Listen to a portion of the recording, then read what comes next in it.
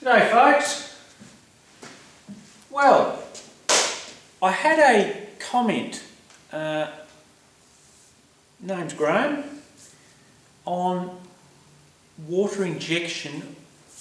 He said he was thinking, why don't you deliver it upstream, closer to the turbo? Well, let's have a bit of a chat about it and what I've sort of learnt and picked up over the last few months. And that was my original plan, was to deliver it upstream with my homemade sort of little budget setup that I had. But along the way, when I was sort of designing it and thinking about it and learning, I ended up realising that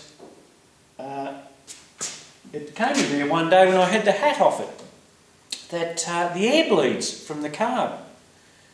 Not a great idea. You don't really want to be injecting water, even though it would sort of turn to, it would vaporise fairly quickly, but you still over time run the risk of contaminating your carby or your fuel bowls. And the last thing you need is water in your bowls. It just blocks your jets and creates all problems. So that was 90% of the reason I ended up giving up on that idea. Now, the benefit side of it, just ignore, say for that reason it wouldn't affect it. Let's talk about how the benefits would be if it did work, like it wasn't affecting it. Yes, it would work, but to a point where if you were really dependent on water methanol as a detonation suppressant for your engine, for example, you turned it off, well it failed, you've got a blown head gasket, if not worse, your motor blows up. I don't feel that would have been the ultimate setup, to be honest, because if you're delivering it way back upstream, you will get a certain amount of water, sort of just circulate around that pipe and not sort of vaporise quick enough. And, because you really want a delivery straight into the engine. And yes, it would cool the air, there's no doubt in that. But as far as control and consistency, I felt being upstream so far from the engine with the length of charge pipe, I wasn't prepared to take that risk. So that's when I bought the kit, and I'm going to, like I've said in the other vids, deliver it right here before the carby, and I'm going to extend the air bleeds so they're upstream from the injection, so we've got no risk of contamination into the fuel bowls. So, because you've got to remember too, most of the cooling is going to actually happen in the cylinders where the exchange happens.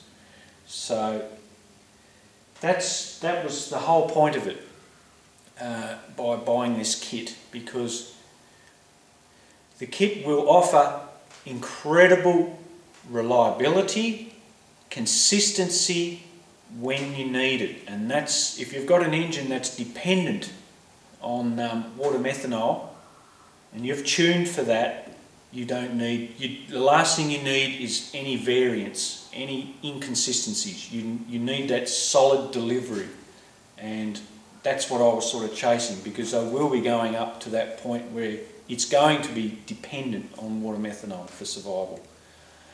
And yeah, but the greatest benefit, guys, I just want to touch on that before I sort of leave, but the greatest benefit over this intercooler for me is consistency, regardless of air ambient temps.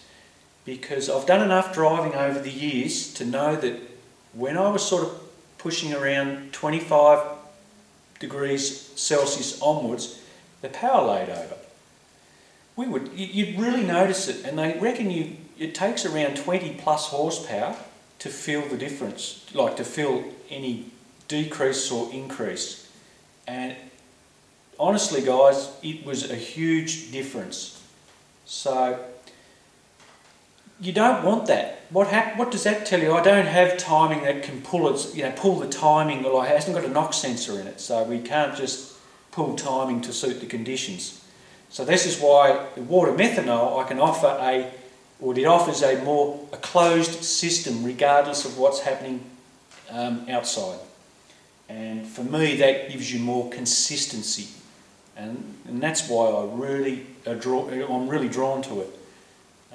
And that's why, for what I do, I think it's going to be the ultimate, and really get to a point where I don't have to be worried when the temperature goes up, ambient temp. And especially if you're not moving, you want to do something crazy, lay some rubber down, an intercooler's not going to do anything doing that, at a slow speed. It needs a reasonable bit of speed for it to exchange the heat. So that's where the water methanol is a fantastic option. Alright folks, it was just a quick vid to let you know that's my thought, and just basically answer Graham's little question there, and Alright folks, well I'll pop one up soon, and I'll catch you later.